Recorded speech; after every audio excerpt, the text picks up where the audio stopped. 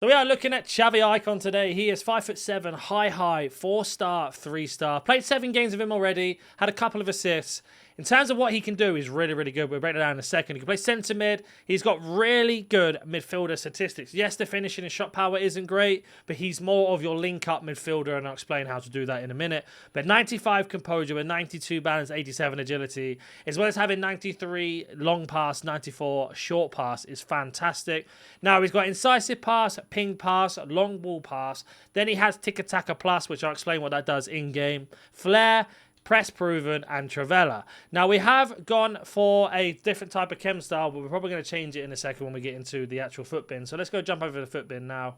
So we actually have gone for a Hunter. We had a choice between a Shadow and a Hunter. I think Hunter's better in the position I like to use him. He is our box-to-box. We do have a CDM next to him. He's going to do more of the defensive work. So we really want to maximize that shot power and finishing. And of course, his pace. He is an explosive accelerate. And because you put a Hunter on him, it makes him a pure explosive, which means he goes into full speed straight away.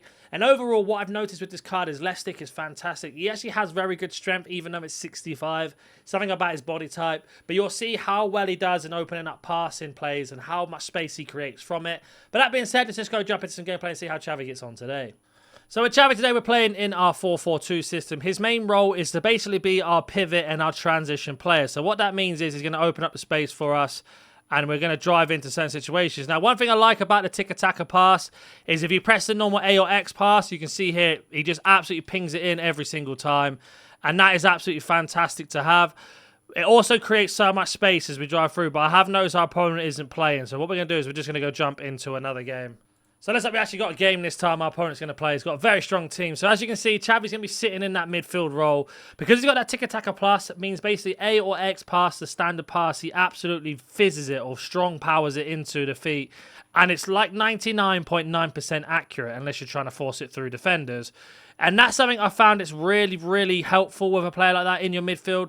Because what he does is he dictates the whole space for us. We might actually go 1-0 down here. Good save for the keeper. But he dictates the whole midfield for us, which means then we have a lot of possibilities to get space to other players. Now, he's not the strongest. I'm not going to deny that. He's definitely not the best when it comes to skill moves or finishing, as that's a very suspectful pass there from my defender. I don't know what I'm doing there. Get my head out. But like here, for example, straight pass, a little easy. Now we've got the space to open up. We can drive with him. Little 1-2. Don't really want Luke Shaw here, we'll be honest. We'll go out wide. And even if you do drive your players forward, we can pick the ball up now.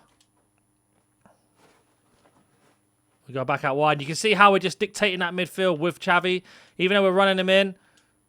Find him here. Little layoff. Shot across goal. And there is the first assist. And because we're driving him forward like that, and because of how consistent his passing is, our opponent will notice eventually how good he is, and he'll start dragging players out. So we are sending Xavi on fake runs to push the defence out into his box and give us more space in front of goal like we have. And then Xavi can just play those little pockets in and get the assist. So very good start from him. That's going to be his role for me today anyway, and that's how I have been using him. As again, he's driving back. He's very quick on the drive. And again, very good tackle there. Now we've got ourselves a counter-attack. Great pass in to Kevin De Bruyne. Back to Xavi. Looking for that space. We can find it. Again, lovely pass. Shot across goal, and it's gone wide. But you can see how consistent those passes are every time into the box. Xavi on the ball. Straight away into the A pass, and that's how consistent it is there. Give ourselves that lovely attack, counter-attack. Good passing play. Space is opened up from behind. Back to Xavi. Little 1-2. Oh, couldn't quite return the favour. I want to get a shot on goal to show you how good his finishing is. Find Xavi here. He's got Ansu Fati with a lovely pass in the Travella. And again, Xavi from distance, Xavi in close. He's going to find that pass every single time. And so far, he's just been destroying this opponent's midfield with this pass in here. Very simple pass. He makes it look very easy, but that's what he's there to do. And that's what the tiki-taka plus can do for you in those situations in particular. Just a simple A pass or X pass, and you are through on goal. Xavi on the ball. Pass into Kevin De Bruyne. Good tackle from our opponent. Managed to catch the ball back, keeping that pressure on. Little 1-2 between these two again. I went to the wrong player. I was meant to go back to Kevin De Bruyne, but it's locked on to Ansu Fati instead. Otherwise, that's another assist, I'm pretty sure, unless I would have missed that chance. I'll be driving again. Getting away from Kevin De Bruyne. Lovely pass in. Just dragging some players out here. Now we've got Xavi in between the pocket. Lovely no-look pass and nearly got it through again. Do intercept, though. Good tackle from Xavi. Left foot across goal, and that's actually a really good finish, and that's why we got a hunter on him for being able to use that weak foot there. 3-star weak foot, drilling across goal, and we managed to get a little bit of luck at the same time. Looks like a possible rage quit as well, but you can see here when we get to performances, if he does quit, as he has gone now, how good Xavi has been for us today in this role.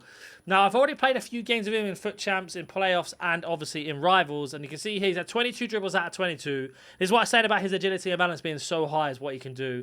He had 1 shot, 1 goal, left foot across goal. But here's where he stands out. Now, we had 20 passes out of 23 complete. The ones that were intercepted were the ones driving into the box. But he had 2 assists, 3 key passes, and he beat 8 players with the passes himself. He had 11 passes attempted under pressure. 10 of them were completed. That's how good they were. And the ground passes, A or X, depending on which controller you're on, is the Tiki-Taka Plus. Now, defending, we only had 1 tackle. He can do it. It just obviously is a bit more manual whether he can or not perform it in certain situations. But overall, he is unbelievably good in midfield. I think we've seen enough gameplay. Like, I kind of get the gist of what he can do. There's not much more I can show you unless I score a few more goals and get a few more assists. But that is the best position to use him in. Let's go jump onto Footbin now. Now, there's about 344,000 coins on the market. This has actually been the most expensive I've seen Xavi since playing it from the Ultimate Edition, so a week ago. I picked him up for about 324. He seems to fluctuate between 300,000 to about 350,000 at the moment. I'll try and get him closer to 300,000 than 350, just in case he comes out as an SBC or we get some sort of icon SBC. Now, we did have a hunter on him, and I know they're saying to use a shadow, but I disagree. I don't think he needs a shadow. You want to maximize him in attacking. Now, he can play as a cam or a box-to-box centre mid. He could definitely play in a 4-3-3 or 4-4-2, anything like that.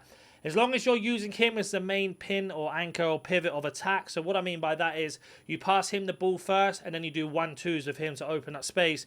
You are going to get the most out of Xavi. Just like I was doing in today's review, we were driving him forward into our opponent's box, letting them bring the defense back into his goalkeeper, and then we had the space. So when Xavi turned around, you get that ball to Xavi, and one simple pass, he's going to unlock the door almost every single time.